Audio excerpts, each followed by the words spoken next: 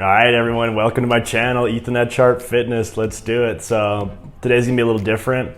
I'm just gonna kind of have a little bit more loose of an episode, just a lot of me just talking off the cuff. And so the title of this video is called How to Get Your Shit Together. So I'm gonna talk about my 7 steps to get your shit together. We're gonna climb the ladder one at a time throughout this video, going from one piece, focusing on that, and going to the next, figuring out how to get your shit together. And if you're not familiar with how to get your shit together, what that means, I don't know if it's like an American dialect thing or what, but it basically just means putting your life together, knowing that you're on the right path moving forward. You're no longer digging yourself into a hole.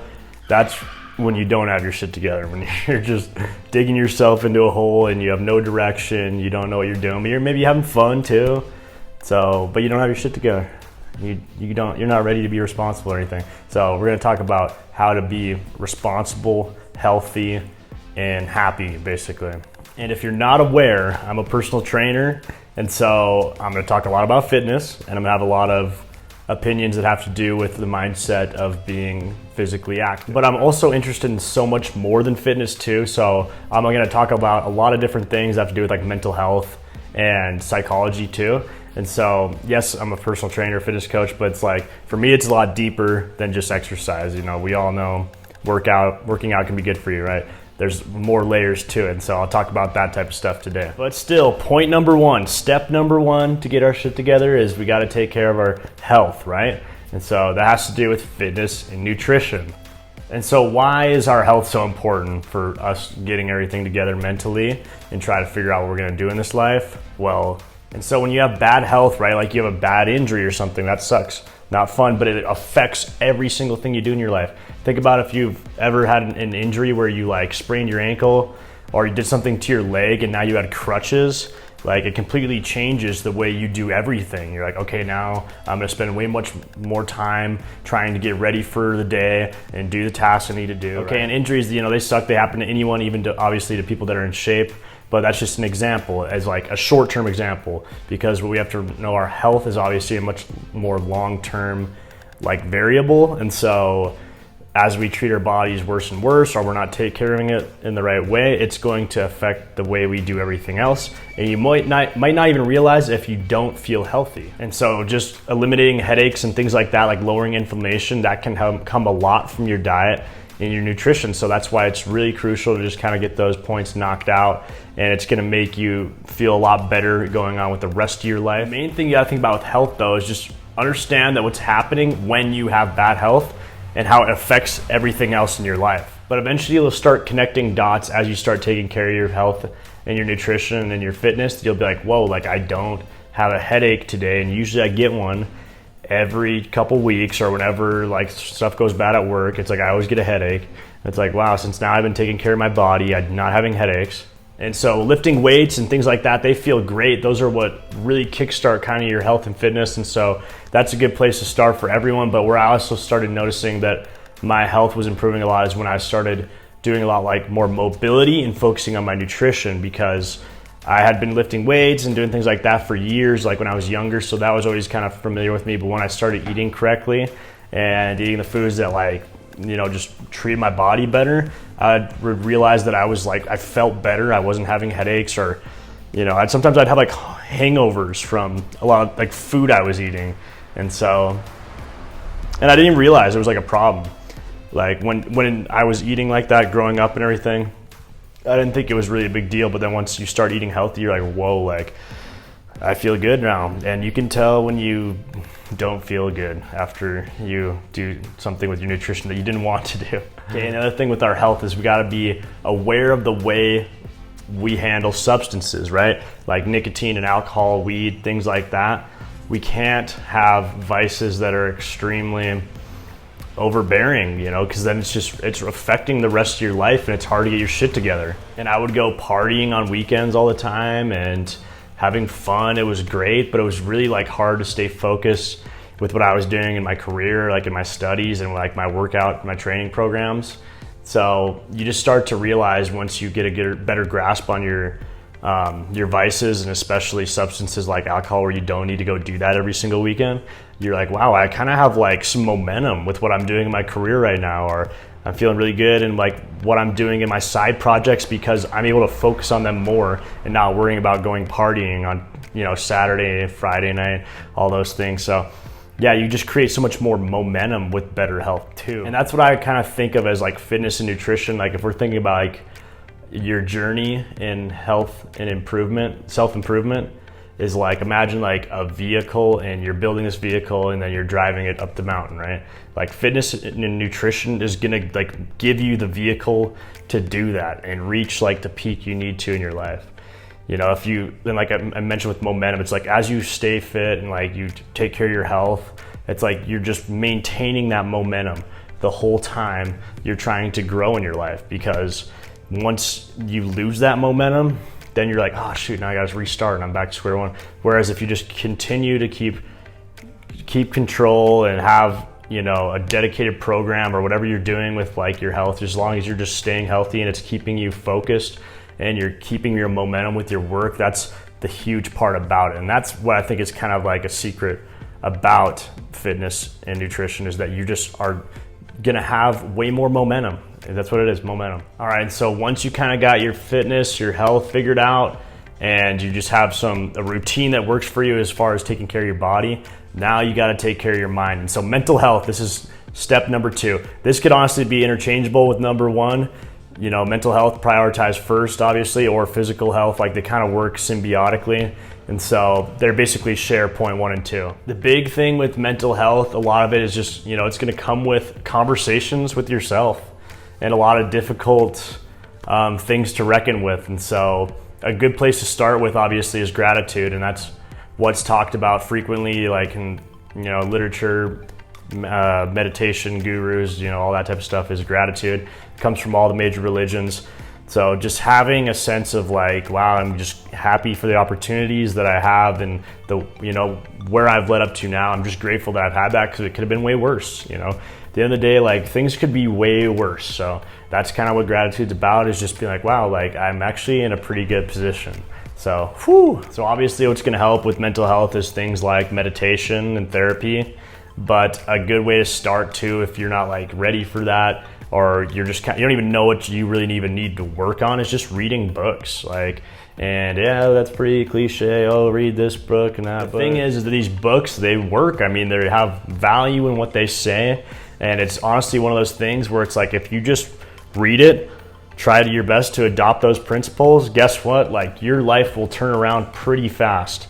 And you don't even have to read like 50 or 100 books. It's literally like go look for like the top 5 ones that you'd ever want to think would change your life, and guarantee you like all you need to do is read 1 of those or 2 of those, and you're gonna be like, oh, okay, I know what to do. I know what to do now. And think of how bad things can get when your mental health derails, right? Like you could be killing it. You're doing well in your career, personal life, things like that. And then boom, you get a breakup or something like that. Or you get fired, or, just something bad happens. You made a mistake and everybody is, you're humiliated.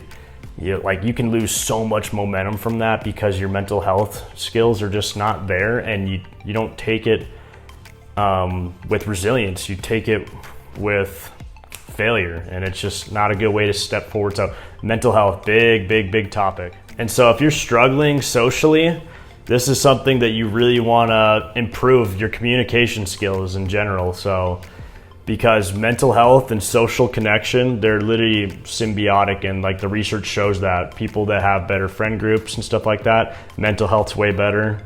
Those that have like very limited friend groups, or maybe they're in ugly friend groups too. Like that's not real social connection. That's just gossip and competition. That's not really like true social cohesion.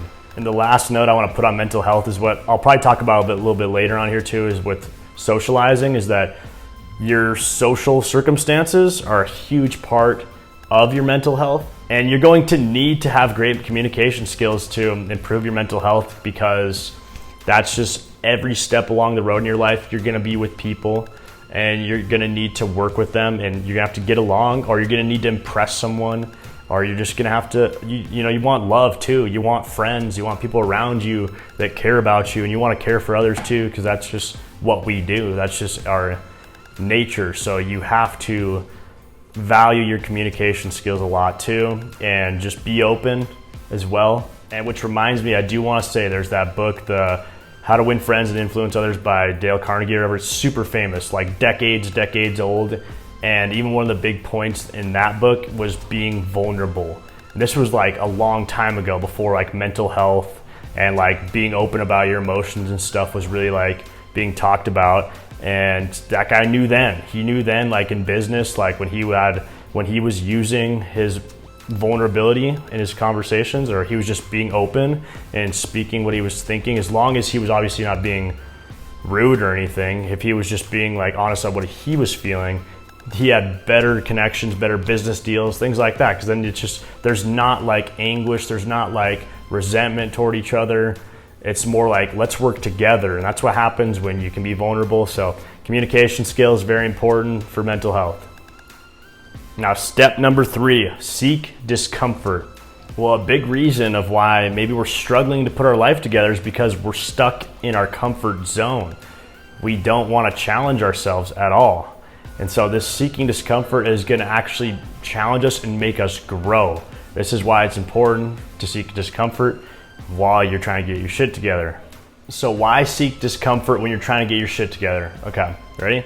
So if this is a video about getting your shit together, why am I saying to go seek discomfort? And that's a good question, actually, because I wasn't even really thinking about how ironic that sounds when I first said it, but really it matters. It matters. But guess what? You might develop a skill that will significantly alter the result of your life in a positive direction just by doing something that was so hard at first. You didn't think you could do it, and then boom, you did it. You just kept going, you just one day at a time. Next thing you know, you're getting good. People are recognizing it. They're like, wow, that guy's great at that thing. And they're like, I don't know how you did that. It's like, well, it wasn't easy at the beginning, but guess what? I just kept going. And so this is why if you're young and you've like never left home, it's time to go. You got to get out and experience something crazy and really grow. That's what you got to do. And yeah, of course, if you're content with where you live and you know it's expensive to move and stuff like that, of course you got to stay and you got to do that. But it's like, if you've been in the same place for a while and you know you got the means or desire to be somewhere else and try something different, you got to go and do it. You got to get out and do it. Another thing you got to do is you got to learn something hard, right? Like something that's crazy, like whether you're an engineer or something like that, or you're learning another language, or you're learning how to play, you know, an instrument, or you're learning how to market on the internet and do Facebook ads and stuff like that. That's like, once we've sought this discomfort, right? Like we're pretty much going through a lot of struggle at this point, actually, even though you think it's going to help you get your shit together. This is the part that's hard, right? When you first are seeking discomfort, you know, it's tough. You're learning something that's difficult. You left home. You're around people that don't like you, that don't know you, right? Now, the next thing you got to do while you're on that is you got to climb the ladder, right? So, and that's what you start doing. You start climbing the ladder. In these uncomfortable challenges, they're crazy, right? You didn't think you'd be able to make any progress, and then next thing you know, you're just climbing the ladder and people are loving you, or you're doing well and you feel like so good, so confident. You're like, I can't believe I'm even like doing this stuff. Like if I was gonna try this like 2 years ago or something, there's no way I could do it. And boom, now you're doing it. So climb the ladder. Step number 4 is connecting with people. And so this obviously kind of touches in with mental health, as I was saying earlier, but this has to be more specifically with connecting with people that are more successful than you and that are more gracious than you. A lot of times it's very intimidating to be around people that we think are more successful than us, right? You're just like, holy cow, like I don't even know if I want to spend time around them. They're doing way better than me. And so I'd feel like weird and inferior around them, but you need to go connect with those people, especially if they're in your field. And you're going to be surprised every single time because you're going to realize that they're human just like you. And so the sense of like superiority and inferiority is like not really a thing. It's something that we just kind of, you know, analyze in our subconsciously, like status and things like that. Whereas once you start building these connections, you realize they're just like you. They have fears like you. They have goals, dreams, things like that. They have bad days, they have good days. But the good thing about being around those people that, you know, you see are more successful than you, they probably are doing things better than you that you were noticing before you got to know each other. And that's probably why you felt like they were more successful than you. So maybe the good thing about that is that once you get to know them, you get to see like how to adopt better behaviors. You're like, okay, they always like They always keep everything clean in their house. They always, wake up on time. They're never late to meetings or stuff like that. They always are there for me when I need them. And so you learn how to reciprocate those type of skills. And those are just skills that are going to make you be more successful too and help you get your shit together. And so the point is with this is it's like you need to be around people that are going to demand you to be better in a sense. And that's good. That's good. Like, it's not necessarily like we need to be like judged all the time for every single thing we do. It's not necessarily that. It's more of like it keeps you to the standard and like the path that you want to stay on in your life. And living with people like that or knowing people like that and spending time with them, it's gonna like help you reach the vision that you've been wanting the whole time anyway. And so it's much healthier too. It's gonna help you be honest with yourself and realize when you're cutting yourself short also, because the thing about people that are obviously doing successful is that they really believe in themselves too. And so if they're gonna help you, they're gonna uplift you when you're down, and they're not gonna let you stay down long. They're gonna push you forward, and they're gonna help you get better, and they're gonna help you get your shit together. So step number 5, okay? So first step, right? We got our nutrition and our fitness together. Step 2 was mental health. Step 3 was seeking discomfort. 4 was being around people that were successful. Now 5, we're gonna talk about taking on responsibility. This is what's really gonna help you get your shit together, because you have to lead others. You gotta manage risk. You're gonna have to live and learn, be accountable, and you're gonna have to grow fast, or else you're gonna fail. You're gonna sink or swim. And so think about responsibility. Like when you have people that are relying on you or looking up to you, you're not probably going to do those things you shouldn't be doing. You're probably not gonna go party for 3 days straight on the weekend when you have important things to manage with whatever you're doing in your career, your business, your home, the projects you have, kids, things like that. When you got responsibility, you're going to do the responsible thing. And so, of course, you're gonna make mistakes and you're gonna like probably seem irresponsible at times, but the more you see that people need you is when you're gonna perform better.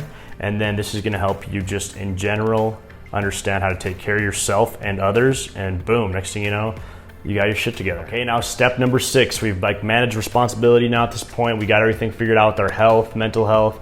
We're doing difficult things, right? Now we gotta dive into our creative energy. I see guys all the time that are like so creative and good with their hands and stuff, and they'll like make these amazing things in their houses and stuff like that. And you can tell like that's a very important process. It's like they got to take care of their health and everything, like I mentioned, and they're being responsible. They got their jobs, and then boom, they're building like a pergola in the backyard.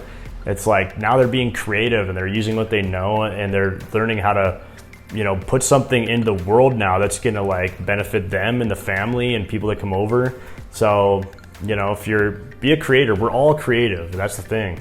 And so whatever you got, find it and use it. So now that we can dive into our creative energy, we can focus on, less consumerism. We don't need to watch YouTube and stuff like that all the time, or we don't need to watch every single game. We don't need to go consume every single bit of content out there possible. Like even if, you're consuming all these amazing podcasts and audiobooks and stuff like that, it's like, nah, we're at this point now, we're at step 6. Like those things are still good too. We got to be educating ourselves, of course. But at this point, it's like, it's time to create. You gotta know that you have unique talents, every single one of us. You gotta realize what they are and just use them on certain different projects and see what happens.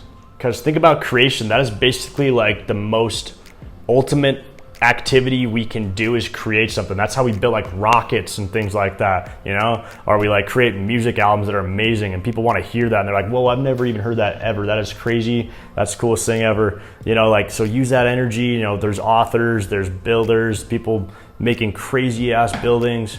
So use that creative energy. That's what's gonna like really make the deepest impact on your life, and because you're using your skills, you're using everything you've learned and giving that out to the world. So it's cool. And now the final tip, number 7, for how to get your shit together is serving others. And so this is another one. Yeah, it sounds pretty cliche and stuff, but guess what? This is it. This is it. This is it. When you're on your deathbed, this is it. What'd you do for other people? Were you a nuisance? Were you annoying? Were you terrible? Were you just, did you not help anyone? Right? That's what this is right here.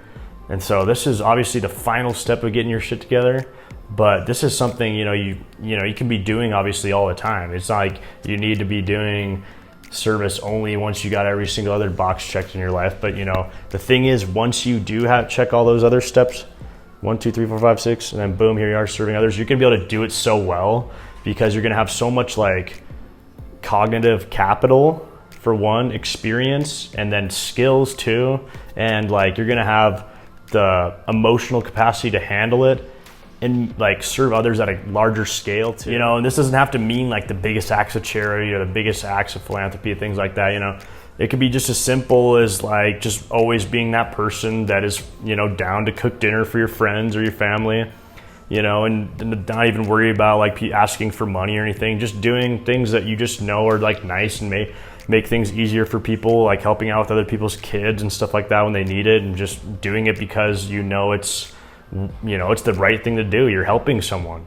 And yeah, like I said, this goes down to like your deathbed. So, serving others, and this is why it's important to get your shit together. Like you're going to be able to just, help others in a much larger fashion, in a lot more authentic fashion by, having taken care of yourself first, like having that self-compassion, that self-care that gets you through those other steps, where you can take care of your mental health, your fitness. You've sought discomfort, it's like to struggle, it's like to suffer, you've done things like that, you've taken on responsibility, you've led people trust you, and you've been open, you've been empathetic, you've, taken L's and you've taken huge dubs too.